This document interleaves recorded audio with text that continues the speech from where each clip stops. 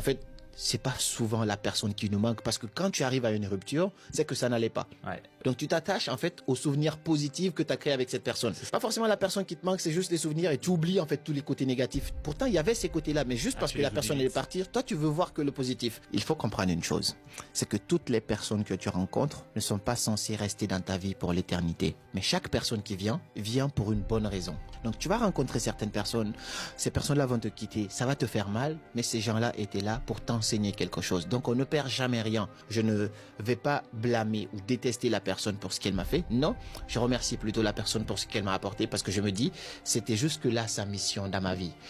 Il faut avoir du recul pour pouvoir prononcer ces mots-là parce qu'à chaud, c'est difficile de le voir. Chaque personne que tu rencontres n'est pas destinée à rester pour l'éternité. Certaines personnes viennent t'enseigner une leçon. Et je termine par dire une phrase qui est très célèbre d'ailleurs en disant « Ne pleure pas parce que le film il est terminé, remercie plutôt la vie d'avoir vu ce film. » Et on se fait un nouveau film. 3 conseils pour aller mieux après avoir eu le cœur brisé. 1. Accordez-vous le temps et l'espace nécessaires pour guérir. Il est normal de ressentir de la tristesse, de la colère et du chagrin après une déception amoureuse. Laissez-vous pleurer, exprimez vos émotions et permettez-vous de vivre le processus de deuil. Il est important d'accepter ces sentiments pour mieux les surmonter. 2. Entourez-vous de personnes qui vous soutiennent. Cherchez le réconfort auprès de vos amis proches et de votre famille.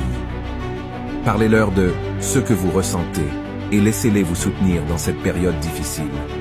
Leur amour et leur soutien vous aideront à vous sentir entouré et aimé. 3. Prenez soin de vous-même. Prenez du temps pour faire des activités qui vous plaisent et qui vous permettent de vous sentir bien. Faites de l'exercice régulièrement, mangez sainement et prenez soin de votre santé mentale. N'oubliez pas, petit à petit, vous vous reconstruirez et trouverez à nouveau la joie et le bonheur.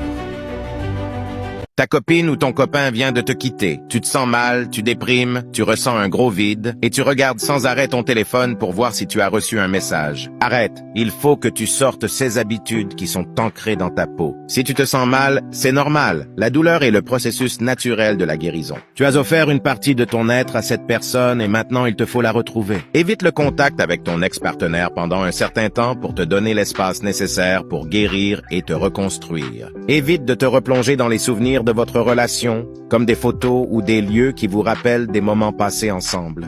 Prends le temps de réfléchir sur ce que tu as appris de cette relation et utilise cette connaissance pour comprendre ce qui a fonctionné et ce qui n'a pas fonctionné dans la relation pour ne pas répéter les mêmes erreurs. Les personnes positives attirent souvent les autres en raison de leur attitude joyeuse. Elles ont tendance à créer des relations sociales plus agréables et positives. Alors ne t'enferme pas chez toi et prends soin de ton bien-être. Fais de l'exercice et pratique des activités que tu aimes pour te sentir bien. Entoure-toi des personnes que tu aimes et qui t'apportent du positif dans ta vie. Chaque jour qui passe te rapproche de la rencontre avec cette personne extraordinaire qui fera de ta vie une aventure inoubliable, pleine d'amour, de bonheur et de complicité. Cette personne spéciale est destinée à croiser ton chemin lorsque le moment sera parfait.